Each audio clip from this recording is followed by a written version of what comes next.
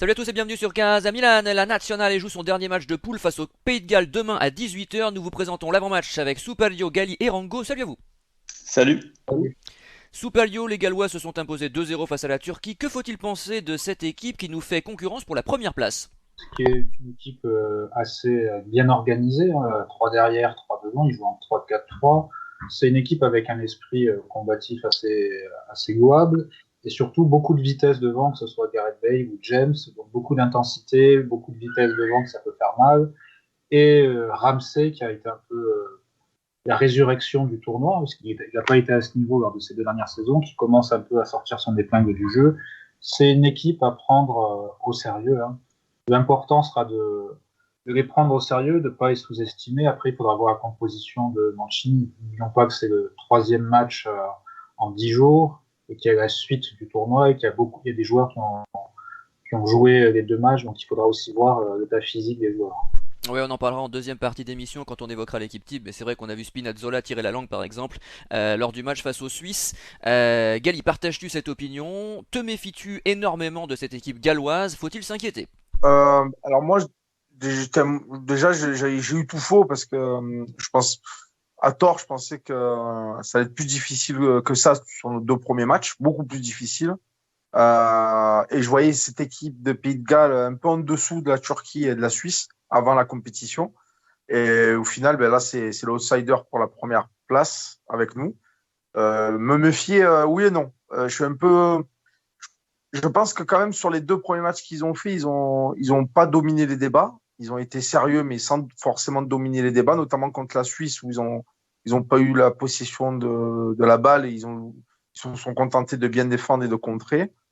C'est, ils m'ont pas trop impressionné, les Gallois. Alors bien sûr, ils jouent avec leur cœur, ça va vite en contre, etc. Mais pour moi, c'est bizarre de l'avoir là, cette équipe. J'aurais plutôt vu la Suisse à 4 points ou tu vois ou à la limite la Turquie, mais pas eux. Donc on verra bien. Je pense que faut avoir la composition d'équipe, l'état d'esprit qu'on va mettre dedans. Et vu les 2 premiers matchs de l'Italie, si on joue avec la même envie, la même organisation et la même volonté de gagner, de faire mal, je pense que ça passera. Voilà. Rango, tu valides? Oui, je valide. Ben, je rejoins aussi Gali dans le fait que pour moi, c'était peut-être l'équipe la plus faible du groupe sur papier et au final, celle qui lutte jusqu'à la fin pour jouer cette première place avec l'Italie. Euh, donc voilà, je ne sais pas si c'est dû à la faiblesse des autres opposants du groupe ou vraiment en qualité des Gallois, mais en tout cas, ils sont là. Il faudra prendre le match sérieusement. C'est une équipe qui reste assez solide, avec un bloc très bas et qui exploite bien les contres. Je pense que l'Italie va avoir ce sera le match de groupe avec le plus de répondants physiques. Donc ce sera aussi intéressant de voir comment l'Italie va gérer ses contres, puisque on va certainement être amené à en avoir plus contre nous dans la suite des matchs. Donc voilà, équipe sérieuse, équipe solide avec de bonnes individualités. Maintenant, l'Italie reste favorite et peut se contenter d'un nul, là où les Gallois, s'ils veulent finir premier du groupe, doivent aller chercher la victoire. Oui, c'est vrai que c'est un avantage psychologique. Alors c'est vrai que les calculs d'épicier dans l'histoire du football italien, ça n'a pas forcément toujours marché. Mais sous Pelliot, depuis quelques jours, on peut lire ça et là des avis tendant à démontrer qu'une défaite ne serait pas une si mauvaise opération parce qu'elle nous permettrait peut-être d'éviter les Belges en quart. Faut-il raisonner ainsi? Non, il y a une dynamique à perpétuer, hein, parce qu'on est sur 28 ou 29 matchs sans défaite, j'ai pas de nombre exact. Et pour continuer à avoir toujours cette bonne dynamique gagnante, il faut continuer à gagner, quels que soient les joueurs. Après, il faut aussi impliquer des joueurs qui n'ont pas été forcément impliqués depuis le début de l'Euro, pour leur donner du temps de jeu, peut-être remettre un peu Verratti pour qu'ils retrouvent un petit peu un niveau physique. Non, il faut continuer à jouer, appliquer des préceptes, hein. Et n'oublions pas que le match est à Rome, on a aussi l'importance du public, d'offrir un spectacle digne de ce nom au public, hein. Oui, je partage ce point de vue. Puis de toute façon, il faudra bien rencontrer des grosses équipes à un moment donné. Donc la route jusqu'à la finale, qu'on n'a jamais osé envisager ni évoquer, même ici, hein, je suis le premier à en parler, mais en tout cas, si jamais l'Italie finissait par nous surprendre agréablement, de toute façon, on finirait par croiser des gros. Donc quoi qu'il arrive, il faut se donner à fond. Et puis surtout, je vois pas à Gali les remplaçants, ceux qui vont jouer, hein, on en parlera dans quelques instants, comment dire, qui vont lutter pour leur place de titulaire, parce qu'ils vont à l'image de Chiesa par exemple, essayer de convaincre le sélectionneur que c'est eux, ce sont eux qui doivent être alignés également en huitième de finale. Je vois pas ces joueurs-là jouer petit bras. Non, les joueurs, peu importe. Ouais, d'autant plus, encore plus les remplaçants, ils vont tout donner, c'est évident.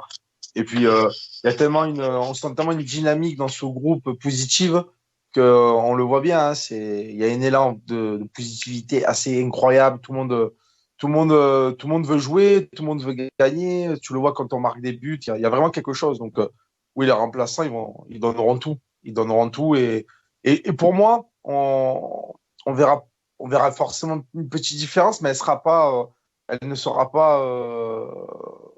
Voilà, il n'y aura pas un gros contraste en fait, je pense, par rapport aux remplaçants. Parce que quand on en parlera tout à l'heure, mais tu parles de Chiesa, tu parles de Bellotti, ça, c'est des joueurs qui vont tout donner. Ils vont tout donner, ils seront dans le tempo, c'est sûr. Certainement, Rango. Pour enchaîner au niveau des remplaçants, c'est clair, Chiesa, Bellotti, en plus, je pense que c'est un match qui est peut-être fait pour eux, parce que c'est des joueurs qui sont un peu plus physiques, ils sont dans le contact, dans l'intensité, donc ils vont pouvoir se mettre en valeur et aussi démontrer à Mancini que le sélectionneur peut compter sur lui, enfin sur eux plutôt, pour le reste de la compétition. Et alors, je voulais revenir sur 2 points par rapport au Pays de Galles. Le premier, c'est que, si je dis pas de bêtises, ils sont pas encore sûrs d'être deuxième, parce que si la Suisse gagne le dernier match contre la Turquie, il serait égalité de points, et là, faudrait voir comment ça se joue, si c'est au goal average ou aux confrontations directes. Et alors, le deuxième point, c'est que le Pays de Galles, c'est une équipe qu'on n'entend pas forcément. Pourtant, à l'Euro 2016, ils ont quand même été jusqu'en demi-finale. Et moi, je me souviens, en quart de finale, tout le monde pensait que la Belgique allait exploser cette équipe des Pays de Galles. Et au final, les Gallois ont remporté la rencontre 3-1 et se sont qualifiés pour la demi-finale. Donc, c'est une équipe qu'on n'attend pas forcément, mais qui est toujours très solide, avec des joueurs qui mouillent vraiment le maillot pour leur pays. Oui, et puis il y a toujours dans ces équipes britanniques là, le fameux fighting spirit que j'évoquais dans l'émission de pré-Euro, hein, dans l'émission spéciale d'avant-Euro, qui de toute façon impose à l'adversaire un défi physique pas toujours auquel il n'est pas toujours facile de s'adapter. Mais nous passons à présent à l'équipe type de demain. Ça va forcément tourner sous Palio, mais dans quelle mesure et quels sont tes souhaits? Alors, au niveau du turnover, je pense qu'il sera assez important. Hein. Comme on l'a déjà dit, c'est quand même le troisième match en une dizaine de jours et historiquement, toutes les équipes qui sont qualifiées au bout de 2 matchs ont fait tourner. Hein. Pensez à la France en 98, hein, par exemple.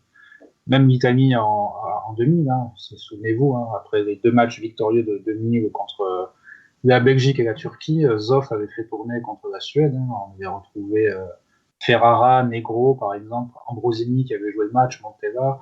On est capable d'avoir aussi un turnover, mais je pense que ça va plutôt être ciblé sur des joueurs qui ont Alors, beaucoup de minutes sous dans les Palio, jambes. les noms que tu viens de citer, quand même, excuse-moi, je suis obligé de m'arrêter, mais Ferrara, pardon, j'allais dire Montero parce qu'il jouait avec Juve, Ambrosini, Montella, ça va quoi, on avait des joueurs quand même, je suis pas surpris, je le sais bien sûr, mais c'est vrai que quand on compare avec nos remplaçants actuels qui sont pas mauvais, qui sont de bons joueurs, c'est vrai que quand on regarde Ambrosini, Montella, ça fait rêver quoi. Mais bon, je te laisse continuer, excuse-moi, c'est la parenthèse, parce que je suis obligé de réagir à ces noms qui nous ont fait rêver par le passé et qui nous manquent. Oui, pour revenir au turnover, je pense que Jorginho, par exemple, qui a eu une fin de saison chargée, peut souffler. Spinazzola, il a intérêt à le faire souffler, hein, parce qu'il a quand même donné. Insigne aussi. Donc vraiment faire souffler ces joueurs-là. Locatelli dans une moindre mesure. Donner peut-être du temps de jeu à Acerbi, parce qu'il est rentré en cours de jeu. Peut-être Toloi, titulaire. Et devant, je vois bien Bernardeschi, Chiesa et Bellotti alignés. Hein. Berardi, étant donné qu'il est sorti 2 fois, peut-être par précaution aussi sur des mauvais coups reçus, je pense qu'il va le ménager. La bonne nouvelle, c'est qu'on peut ménager Chiellini. Ça lui laissera le temps de revenir pour le huitième de finale qui serait le samedi 26 si on termine premier. Gali, valides-tu ces changements? En proposes-tu d'autres? Ah bah, le plus urgent pour moi de ce que j'ai vu, ça reste de changer les trois du milieu. Euh, c'est capital parce que franchement, il court énormément. Et je sais pas si vous vous souvenez, mais lors du dernier match, ça, c'est le petit bémol. Et ce qui me fait douter de notre possibilité d'aller loin dans cette compétition, c'est que j'ai senti une Italie pas, pas carbo, mais Locatelli, par exemple, après son deuxième but, je l'ai observé, il revenait plus. Il était cuit, le mec. D'ailleurs, il a eu des crampes. Spinazzola, il était cuit en seconde. Barella, c'est pas non plus Terminator. Jorginho, il a une grosse saison. Voilà, notre milieu de terrain, les joueurs que j'ai cités là, ça me semble évident et très très important qu'ils ne jouent pas ce match. si on veut espérer aller loin. Parce que déjà, sur un deuxième match, j'ai trouvé ça moyen, entre guillemets. Ça montrait un petit peu certaines limites. Alors, ça s'explique, hein. Un joueur comme Locatelli, c'est un jeune joueur, il n'est pas habitué à jouer à un gros rythme. On a beau dire ce qu'on veut, mais c'est pas des joueurs qui ont le rythme Ligue des Champions ou gros club dans les jambes. Je crois que c'est Capello qui dit souvent ça, qu'on manque de rythme en Serie A, et ça se ressent. Ça se ressent. Moi, ça m'a choqué. Ça m'a choqué parce que on parlera peut-être après des autres équipes, mais j'ai pas forcément le souvenir de voir N'Golo Kanté ou Paul Pogba je ne sais pas ou De Bruyne cuit comme ça sur un second match. On verra l'équipe de France cet après-midi, mais si tu veux aller loin, je pense que là c'est capital de faire beaucoup de changements et notamment le milieu de terrain. Notamment le milieu de terrain parce que encore une fois, je crois qu'on est une des équipes de la compétition qui dépensons le plus d'énergie dans nos courses. On fait beaucoup de kilomètres et physiquement, ça craquera. Il y aura un problème. Le pressing, c'est éprouvant, hein. C'est sûr, on a loué le pressing italien, mais ça rappelle ça. Enfin, ça rappelle Saki dans une certaine mesure, pas avec les mêmes joueurs, etc. Faut toujours préciser, parce qu'on va dire sinon, qu'est-ce que tu compares? Bon, c'est le principe que je compare, c'est pas la valeur des joueurs. Ouais. Et donc, c'est vrai que les joueurs, on l'a dit dans l'émission spéciale, Galit était présent, hein, les Milanais à la fin de l'ère Saki étaient crevés. Tout Milanais qu'ils étaient. Alors, mais moi, j'ai des images de. J'aimerais bien retrouver. J'ai des images d'Italie-Suisse où j'observe Locatelli. Il y a une perte de ballon dans le camp de la Suisse. C'est en deuxième mi-temps. Il marche, il revient, puis il est cuit. Donc, il y a la réalisation qui continue. Et il met 2 bonnes minutes à revenir, en fait, défendre. Ça, c'est des signes, quand même. Alors, certes, le score était favorable, certes, mais c'est des signes. C'est des signes qui me font un peu peur. Spinazzola aussi, il était bien cuit. C'est normal. Et très tôt dans le match, hein, Spinazzola. Ouais. Mais alors, c'est normal et pas normal. C'est normal et pas normal. Ça peut, moi, ça m'a inquiété. Alors, des fois, c'est vrai que selon les préparations de certaines nations, je me rappelle il y a quelques années, on avait des nations comme ça qui étaient vraiment très carbo en phase de poule parce qu'ils avaient une préparation qui était calibrée pour aller jusqu'au bout. Et après, au fil de la compétition, tu avais l'impression que les mecs ils étaient dopés et en fait, ils étaient plus en forme que pendant les poules. Tu penses aux Coréens en 2002? Non, mais même aux Italiens, souvent ça. Ou à Jordi Alba 2012? Ouais. Mais il y a des exemples comme ça où des fois en phase de poule, tu as des équipes qui sont crampées, tu as l'impression qu'ils sont fatigués, mais en fait, c'est leur préparation physique qui est calibrée pour X jours, tu vois. Voilà, je ne sais pas. Moi, ils m'ont inquiété. Ouais. On va peut-être donner la parole un peu à Rango, Gali, parce que ça fait un petit moment qu'il a demandé la parole, donc je vais essayer de la lui donner un petit peu. Rango, donc si je résume ce qu'ont dit nos camarades, faut changer le milieu de terrain, faut changer les ailiers. A-t-on une chance de voir peut-être Bastoni jouer un jour? Je ne sais pas, parce que Soupalio n'a pas évoqué son nom, il a parlé d'Acerbi. Quels seront, d'après toi, les changements opérés par Mancini, et puis que souhaites-tu? Alors moi je m'attends à des changements, peut-être moins que Superio et Gali. Je m'attends à 1 ou 2 changements par ligne, pas plus. Je pense que Spinazzola, c'est assez indispensable de le faire souffler, donc je pense qu'on verra Emerson Palmieri. Chiellini sera sûrement pas là, je ne sais pas encore s'il est rétabli ou pas, mais il sera sûrement pas là, et ce sera à mon avis Toloi ou Acerbi qui prendra sa place, mais Bastoni, je pense qu'il est un peu là pour faire le nombre. Dans le milieu, Verratti, suivant sa forme physique, pourrait rentrer. On pourrait aussi avoir un entre Cristante ou Pessina pour venir faire souffler un autre au milieu. Et je pense que Chiesa devant sera présent et probablement Belotti aussi. Pour revenir sur les soucis physiques, c'est clair que le pressing intense que l'Italie met dans ses matchs donne des problèmes aux joueurs d'un point de vue physique, ils ont du mal à terminer le match. Et ça rejoint aussi le problème de réalisme de l'équipe, c'est-à-dire que si l'équipe était capable de se mettre à l'abri beaucoup plus tôt dans le match, elle pourrait être beaucoup plus en gestion au lieu de devoir continuer à presser jusqu'à la 70-80e pour sauvegarder le score et empêcher que l'adversaire revienne dans le match. Et alors, dernier point, si on compare aux autres nations, j'ai pas l'impression que les autres pays aient autant de blessés et de problèmes physiques que l'Italie a. Donc là, il y a peut-être un problème de rythme et de préparation physique au niveau du championnat, parce que si on regarde, on a Verratti qui est arrivé à court de rythme, On a eu Chiellini qui s'est blessé. On a eu Pellegrini et Sensi qui ont dû quitter le rassemblement parce qu'ils ont été blessés aussi. Donc ça fait pas mal de joueurs qui ont eu des pépins physiques, des joueurs en méforme. Donc voilà, Mancini devra composer avec ça, mais c'est clair que si on pouvait se mettre à l'abri plus tôt dans le match et être plus en gestion, au moins pour ce troisième match, ça ferait du bien à l'équipe pour souffler, pour recharger les batteries et pour la suite de la compétition. Moi, le dernier appelé, Castrovilli, me plaît beaucoup, mais je sais qu'il jouera pas parce qu'il est là, comme tu le dis, un peu comme Bastoni pour faire le nom. Même si Bastoni, je trouve ça assez injuste quand même qu'il soit traité ainsi, parce que c'est notre meilleur défenseur en valeur pure. Alors je sais que c'est l'expérience qui prime en défense centrale, etc. Mais enfin, quand même, on a un très très bon défenseur là. Ce serait pas mal de le voir un petit peu. Mais je rêverais de voir Castrovilli, qui, à mon avis, l'un des meilleurs milieux de terrain en devenir, hein, potentiellement. Je trouve intéressant qu'il entre au moins en jeu sur ce match. Maintenant, ce qui est sûr, c'est que Chiesa et Belotti seront alignés. Il peut pas faire autrement. C'est-à-dire que là, il avait au début une hésitation, sans doute, hein, sur le côté droit entre Chiesa et Berardi, on l'avait dit avant l'Euro.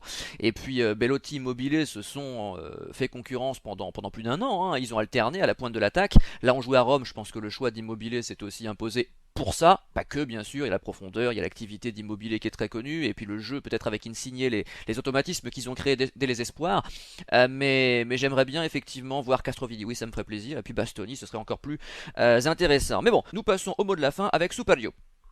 Oui, mon mot de la fin, c'est que comme toute grande compétition, on retrouve de la mauvaise foi et des commentaires assez déplaisants de journalistes français ou d'anciens joueurs, hein. Là, j'ai eu des déclarations de Vieira, l'Italie a eu que des matchs faciles, n'a battu personne.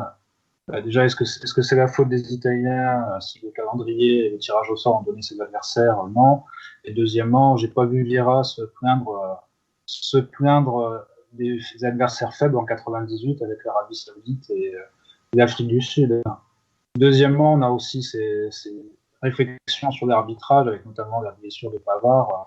Là, mon mot de la fin, ça sera aussi préserver les joueurs, hein, que ce soit Eriksen, le match aurait dû être annulé, et Pavard, normalement, il aurait dû sortir par précaution, hein. Donc attention à bien ménager l'état des joueurs pour éviter des drames à la marque Vivien Foé en 2003. Oui, entre Vieira et l'Italie, c'est pas une grande histoire d'amour. On rappelle son échec au Milan. On rappelle également la défaite de 2008. Je crois qu'il était là, Superio, face à l'Italie. Le fameuse victoire 2-0, troisième match de poule. Alors, il était convoqué par Domenech en 2008 en étant blessé. Il n'a jamais joué à l'Euro 2008. Il a jamais joué, d'accord, mais enfin, il doit avoir ça entre les dents. La défaite en 2006, bon, Vieira et l'Italie, voilà. Mais comme entre beaucoup d'observateurs, d'entraîneurs, etc., de journalistes français et l'Italie, hein, on sait bien que des gens comme Domenech, comme Giroud, comme Pierre Ménès, etc., ne supportent pas l'Italie. C'est pas nouveau, ça fait des années qu'on endure ça. Bon, bah, allez, comme diraient les Anglais, hein, shrug off, c'est-à-dire on hausse les épaules et on s'en fiche, on avance. Gali. Ah, moi, c'est exactement pareil. Mon mot de la fin, c'est un gros coup de gueule pour ce qui se passe depuis le début de la compétition, notre début de compétition avec les journalistes français et anciens sportifs français. Je trouve ça mais assez incroyable, ce jugement sur la Suisse et la Turquie. Et c'est pas très très sain et pas très sportif. Et parce que la Turquie, la Suisse, que ça leur fasse plaisir ou non, c'est pas le Liechtenstein ou Andorre. Oui, puis elles ont embêté l'équipe de France, il faut le rappeler. Je veux dire, la Turquie et la Suisse ont obtenu de bons résultats face aux Bleus. Alors, c'est ça qui est complètement dingue dans l'analyse qu'on entend, hein, mais vraiment, c'est assez. À chaque fois que l'Italie joue ou qu'on parle de l'Italie, on parle de ça quand même. Il faut se rendre compte, hein. On nous fait passer pour une équipe. Ça fait 29 matchs qu'on n'a pas perdu un match. On nous fait passer pour une équipe qui a de la chance. Vraiment, on nous fait passer encore pour je ne sais pas quoi. Moi, ça me fout les boules, mais vraiment, parce que c'est pas justifié. Après, Voilà, c'est pas tous les journalistes français, Gallier, hein, parce qu'il y en a aussi beaucoup qui louent les qualités de cette équipe d'Italie, et je crois que sur beIN Sport, comme sur les matchs que j'ai regardés moi en hertzien, les commentateurs étaient plutôt élogieux sur l'Italie. Tu vois, ce que je comprends pas, c'est que, d'accord, il y a des équipes qui ont prouvé, si tu veux, mais l'Angleterre, elle va faire son premier match, même plus contre qui elle a joué. On va pas tenir ce genre de jugement. Bon, la Belgique, elle va gagner la République tchèque 2-1. On va pas tenir ce genre de jugement. Je me suis amusé à regarder le parcours de ces équipes-là, l'Angleterre. Alors certes, ils ont rencontré, je crois, les Pays-Bas et une autre nation un peu élevée, je crois, mais bon, deux nations. Mais les derniers matchs, je veux dire, sur les matchs amicaux. D'accord, pardon. Ouais, avant l'Euro. Parce qu'à un moment donné, les mecs, ils sont gentils, mais il n'y en a pas 36 millions des grosses nations. Quand on sort des discours à deux balles en disant oui, ils ont pas rencontré de gros, nanani, nanana. Mais les gars, on va pas jouer contre le Brésil, on va pas jouer contre l'Argentine, on va pas jouer contre l'équipe de France tout le temps. Et les autres nations, c'est exactement pareil. Donc, un match international, il est dur à gagner. Il faut reconnaître une chose, c'est que l'Italie, sur les 2 premiers matchs, elle joue très bien. C'est l'équipe qui joue le mieux de la compétition. Ça, je n'ai pas honte de le dire. C'est Trop rare bien que comme je en dise. 2012, j'ai peur du résultat final, mais je suis d'accord avec toi, Non, mais pour l'instant, c'est plutôt agréable à pour regarder. l'instant, c'est la plus belle équipe. C'est la plus belle équipe à tous les niveaux. Alors, sauf, je vais revenir, mais sur tout ce que j'ai vu, l'Italie, c'est celle qui met le plus de ballons, c'est celle qui met le plus d'envie, plus de pressing. Tactiquement, c'est cohérent. Ça tente, ça joue et elle régale tout le monde. Donc, ça, il faut le dire. Il faut arrêter de raconter des conneries en disant que la Turquie, c'est une petite équipe. Il faut arrêter de dire que les Suisses, qui ont toujours été très, très difficiles à battre pour n'importe quelle équipe depuis des années, on va me faire croire que les Suisses, c'est devenu une petite équipe fastoche, quoi. Normal, 3-0, facile. Ça me gonfle parce que les Suisses, je suis désolé, certes, je ne les ai pas reconnus, mais moi, je pense, parce que l'Italie a fait un super match, d'accord. Et donc, il faut arrêter de dire des bêtises. Bien sûr, on n'est pas l'équipe qui m'a le plus impressionné dans sa puissance et dans sa gestion, c'est l'équipe de France. Il n'y a pas de souci. Et je l'ai dit tout à l'heure en off, l'équipe de France, c'est vraiment un autre niveau parce que c'est le côté athlétique qui m'impressionne de cette équipe, mais pas autre chose. Si on parle ballon, si on parle football, ben pour moi, sans être chauvin, et vous me connaissez, je pense que je suis très pessimiste en général. De ce que je vois, l'Italie, c'est celle qui a le plus de ballons. Voilà. Non mais on sera tous d'accord, moi je l'ai dit également lors de la dernière émission, pour dire que l'équipe de France est l'équipe la plus impressionnante de ce début de tournoi. Mais on le savait avant, c'est-à-dire que c'est pas une nouveauté, hein, alors que l'Italie surprend un peu, faut le dire, parce que l'Italie personne ne l'attend. C'est considéré comme une équipe très moyenne, et donc elle nous surprend agréablement. Après jusqu'à quand, bon, faut pas non plus faire de plan sur la comète, mais c'est vrai Super Lio qu'on a eu par le passé, y compris en 2006 d'ailleurs. Je me rappelle pendant la compétition, l'Italie était une équipe ultra défensive, etc. Ce qui était pour moi un compliment d'ailleurs.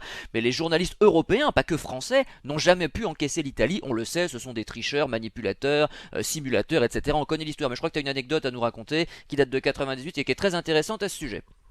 Oui, là, la presse française, les journalistes spécialisés, pas tous, hein, car il faut nuancer. On parlait des grosses fautes de Gossens et de Rudiger contre l'équipe de France mardi. C'est vrai que les fautes sont là devant nous, hein, que ce soit la morsure ou le geste de Gossens qui fait très mal à Pavard. Et en disant que ces 2 joueurs auraient dû avoir un carton rouge, mais on oublie un petit peu 1998 où Guy Varch assène un coup de coude qui brise le nez de Cannavaro, qui joue avec un masque et une protection pendant la fin du match. Ça, c'est carton rouge. Hein. De Rossi, en 2006, pour le même geste, prend 4 matchs et 2 rouges. Hein. Donc là aussi, ne pas parler d'erreur d'arbitrage, parce que l'équipe de France a souvent eu des... Luis Suarez a mordu Chiellini aussi une fois. Hein. Oui, tout à fait, avec des erreurs d'arbitrage qui sont allées dans ce sens. Hein. Les 2 matchs de Zidane en 98 sont assez gentils, hein, pour avoir essuyé les crampons sur un Saoudien. Ouais. On compare avec De Rossi qui prend 4 matchs, ça fait quand même beaucoup. Hein. Ça fait quand même beaucoup de choses. Après, juste une parenthèse, on n'en a pas parlé lors du match contre la Suisse. Je m'en suis un peu voulu de ne pas en avoir parlé, parce que d'un point de vue tactique, Mancini, à la fin, a un peu innové, hein, abandonné son 4-3-3. On est passé en 3-5-2 avec Di Lorenzo et Spinazzola qui ont fait les pistons sur les côtés, et Chiesa qui était en soutien d'Immobilier. Donc, à voir si c'est pas un changement qu'on pourrait adopter contre les gros, de peur d'être trop léger au milieu de terrain et pour limiter les risques de contre-attaque adverse. À voir si ce système-là peut pas être une solution contre les gros. Moi, je serais très curieux d'avoir l'opinion de Vieira sur les déclarations de Courbis après le Mondial 98 sur l'arbitrage maison. Ça me plairait beaucoup de connaître l'opinion de Vieira qui était sur le terrain, enfin sur le banc plutôt, à ce sujet-là. Mot de la fin de Rango. Oui, donc juste d'abord pour rebondir sur les déclarations de certains journalistes français. Donc moi je suis pas français, donc je ne suis pas tout ce qui se passe, mais c'est d'autant plus drôle que la France a rencontré la Turquie en match de qualification et a un maigre bilan de 1 point sur 6 contre eux. Donc c'est un peu facile de dire aujourd'hui que c'est une équipe très très légère et de ne pas avoir tenu les mêmes discours par le passé. Voilà, sinon moi au niveau de mon mot de la fin, je vais reprendre l'expression que tu as utilisée tout à l'heure, c'est surtout éviter les calculs d'épicier. Où je suis ici en Belgique, il y a beaucoup de supporters qui se demandent si ce ne serait pas plus intéressant pour la Belgique de finir deuxième pour s'ouvrir un tableau plus favorable. Je trouve que c'est pas très dans l'esprit du sport et c'est surtout un manque de respect pour certains adversaires. Donc j'espère qu'on ne tombera pas dans ce jeu-là non plus et qu'on jouera ce troisième match à fond et que les remplaçants font le job. De toute façon, je vois pas une seconde Chiesa lever le pied. Bon, nous nous retrouverons demain après le match en espérant que le turnover aura été concluant. D'ici là, bonne soirée, bon France-Hongrie, salut! Salut!